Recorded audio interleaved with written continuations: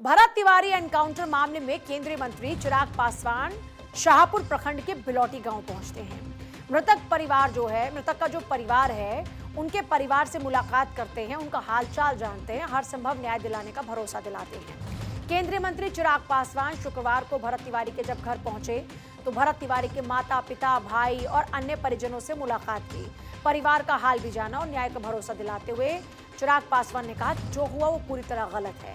उन्होंने कहा अगर कोई व्यक्ति आत्मसमर्पण कर रहा है तो उसकी हत्या नहीं की जा सकती, पुलिस उसे गिरफ्तार कर सकती थी, जांच कर सकती थी, लेकिन इस तरह की कार्रवाई लोकतांत्रिक व्यवस्था में स्वीकार नहीं की जा सकती।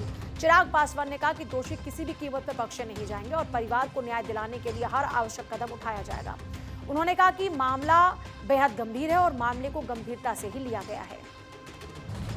जिसने गलत किया है अगर रक्षक की भूमिका में आ जाए, ये स्वीकार नहीं किया जा सकता। मेरी समझ के परे है कि अगर कोई आत्मसमर्पण कर रहा है उसके बाद उसके ऊपर इस तरीके से गोली चलाना, ये कतई आप इसको जायज नहीं ठहरा सकते। और जो भी दोषी हैं उनके ऊपर उसके ऊपर कार्रवाई होगी। कानून की अपनी एक प्रक्रिया है, एक प्रोसेस है। अगर आपको लगता भी था कि कहीं कुछ गलत हुआ है, आप गिरफ्तार करते, आप बात करते, पूछते, जांच बैठाते। पर इस तरीके से आत्मसमर्पण करने के बाद किसी निहत्थे के ऊपर गोली चलाना वो कतई बहुत अच्छी बात।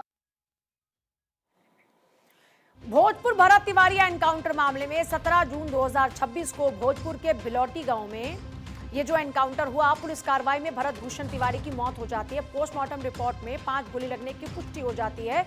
शुरुआती चर्चा में 3 गोलियों की बात थी, लेकिन रिपोर्ट कहती है कि 5 गोलियां लगी।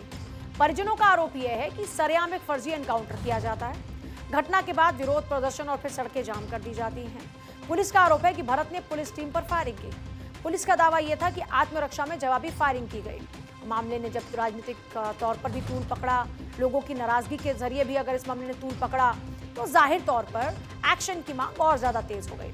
सरकार ने सेवानिवृत्त हाईकोर्ट जज से न्यायिक जांच के आदेश दे दिए। न्यायिक जांच जारी है, मामले की स्वतंत्र जांच हो रही है। चिराग पासवान कह रहे हैं कि मामले में जिन लोगों पर आरोप है उन सभी के खिलाफ कार्रवाई होनी चाहिए।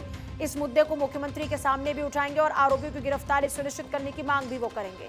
जब उनसे 1400 करोड़ रुपए के कथित घोटाले और उससे जुड़े सबूतों के बारे में सवाल पूछा गया तो उन्होंने कहा कि अगर भरत तिवारी के पास कोई सबूत थे तो उसकी भी निष्पक्ष जांच होनी चाहिए। उन्होंने कहा परिवार की आशंकाओं की भी जांच होनी चाहिए।